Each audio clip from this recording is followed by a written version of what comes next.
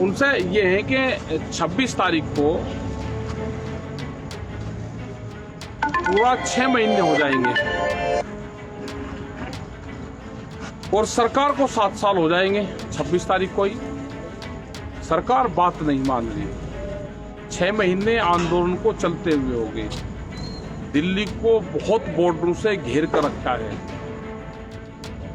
सरकार नहीं बात मानेगी तो ये निर्णय संयुक्त मोर्चे ने लिया कि ब्लैक डे मनाएंगे 26 तारीख का, काला दिवस मनाएंगे। काले झंडे अपने घरों पर लगाएंगे, अपनी गाड़ियों पर लगाएंगे, अपने ट्रैक्टर पर लगाएंगे और 10-11 बजे के आसपास सुबह किसी भी टाइम जिसको टाइम मिले वो अपने गांव में, अपने चौराहे पे, अपने शहर में कहीं पे भी सरकार का पुतला दहन करेगा।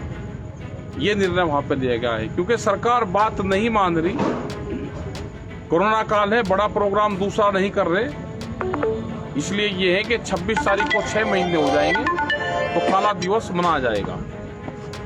तो ये किसानों के गुस्से का इजहार है कि जिस तरह से सरकार बात नहीं मान रही। पहला आप कहते थे कि सरकार मिल नहीं रही और अब तो सरकार बोल भी नहीं रही। मिलने के साथ साथ सरकार कहीं बोल देती थी, मिल भी नहीं रही। तो इस तरह के सांकेतिक विरोध से आप मानते हैं कि सरकार पे दबाव बनेगा? हाँ, तो बिल्कुल दबाव बनेगा। ये जाएगा, आम लोगों को पता चलेगा, ये बिल्कुल दबाव बनेगा। एक आंदोलन करने का ये भी एक तरीका है। वो अलग अलग तरीके इस आंदोलन में अपनाए जा रहे। तो ब्लैक डे का भी एक आंदोलन का तरीका है और उस आंदोलन के तरीके को हम अख्तियार करेंगे और सरकारों तक अपनी बात पहुंचाने का काम करेंगे। आप हमेशा बहुत सशक्त अपील करते हैं, तो इस बारे में भी आपने किसानों से क्या अपील की है? किस तरह से लोगों को संदेश भेजा है? क्या तरीका किसान संगठन अपना रहे हैं? वर्चुअल मीटिंग भी कर रहे हैं, आपस में व्हाट्सएप ग्रुप पे बहुत लिटरेचर भी भेजा जा रहा, तमाम पोस्टर भी भेजे जा रहे। तो अब किसानों से किस तरह की अपील है और आगे आंदोलन को किस तरफ ले जाना चाहते हैं आप? आंदोलन शांतिपूर्ण तरीके से रहेगा, चलता रहेगा। आंदोलन लंबा चलेगा तो किसान उसकी तैयारी जरूर करे। अपने खेत पे जैसे ध्यान देता है उसी तरह का ध्यान अपने आंदोलन पर दे। जो पोस्टर भेजे जा रहे हैं उनको पढ़े, जो गाइडलाइंस है उसको पढ़े और शांतिपूर्ण तरीके से जो जहां पे है वहीं पे ही प्रदर्शन करें। वो इसका हिस्सा बने आंदोलन का और जब ही सरकारों तक ये मैसेज जाएगा।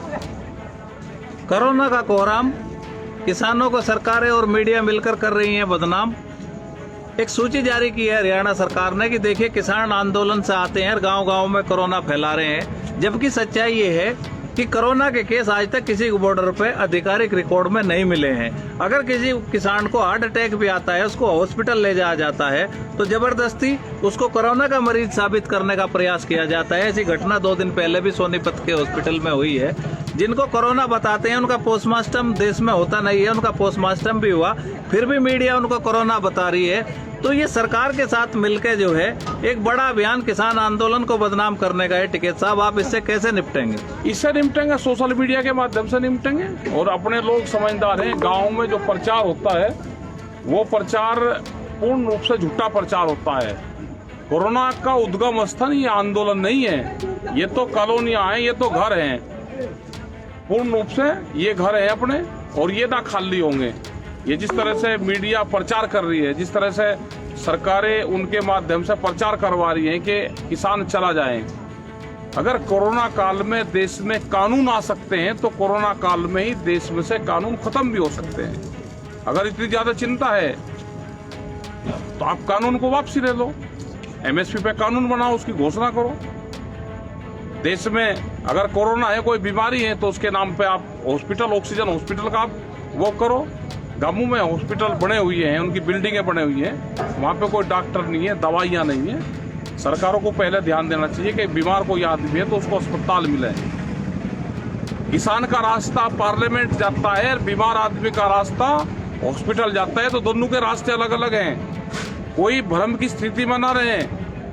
बीमार कोई होगा तो अस्पताल जाएगा, सरकार की जिम्मेदारी है। और किसान आंदोलन का रास्ता पार्लियामेंट जाता है, इसका समाधान पार्लियामेंट से होगा। तो इन अफवाहों पर ध्यान ना दें। सरकार है, बदनाम करने की कोशिश करेगी, ये भी एक सरकार का षड्यंत्र है, उससे बचना है हमको। देखिए, कई दिनों से खबरें छप रही हैं कि गंगा में शव आ रहे हैं और दुख का विषय ये है कि संस्कृति के अनुसार जो है अंतिम संस्कार किया जाता है, लेकिन उत्तर प्रदेश से एक बहुत मतलब एकदम मानवता को शर्मसार कर देने वाली एक तस्वीर सामने आई कि पुलिस के कुछ लोगों ने एक आदमी को टायर में डाल के जला दिया। दूसरी एक तस्वीर सामने आई कि गंगा के किनारे शव को रेत के नीचे दाब दिया गया और जैसे ही हल्की सी बारिश हुई में सब बॉडी ऊपर आ गई। इस तरह का कहर देश में है, लेकिन सरकार मानने को तैयार नहीं है, इंतजाम को तैयार नहीं है। केवल सरकार को किसानों को बदनाम करना है। आपके पीछे जो झोपड़ी है, इस तरह की साइड में झोपड़ी है, तमाम अलग अलग टेंट घर जैसे लोगों ने बना के और बड़े डिस्टेंस के साथ रह रहे हैं, कुछ परिवार भी रह रहे हैं। तो तमाम एहतियात यहाँ पे बढ़ती जा रही, फिर भी किसान आंदोलन को बदनाम किया जा रहा है। तो सरकार अपनी नाकामी छिपाने के लिए जो कर रही है, उस पर आपका क्या कहना है? सरकार को तो ये है कि आंदोलन से किसान अपने घर चले जाए, लोग मरे जीवे कुछ ही हो, उससे ना कोरोना का कोई मतलब है, ना इनकी गिनती हो रही कितने लोगों की डेथ हो रही। यहाँ तो लोग सुरक्षित महसूस मानते हैं अपने आप को। यहाँ पे सैनिटाइजर का छिड़काव होता है, यहाँ पे जो फॉगिंग होती है वो होती है हर रोज। तो यहाँ पे बीमारियाँ नहीं हैं। बीमारी तो गांव में होगी, शहर में होगी, कॉलोनी में होगी। उसका इलाज करें, हॉस्पिटलों को बनाएं। हॉस्पिटलों में ऑक्सीजन नहीं है, ऑक्सीजन का इंतजाम करें। पूरे देश में हाहाकार मचा हुआ है, हम अपना शांति से यहाँ बैठे, हमको डिस्टर्ब करने की कोशिश ना करें। जब सरकार बातचीत करना चाहेगी, हम जब सरकार से बात कर लेंगे। अभी अपने हॉस्पिटलों पर ध्यान दे सरकार।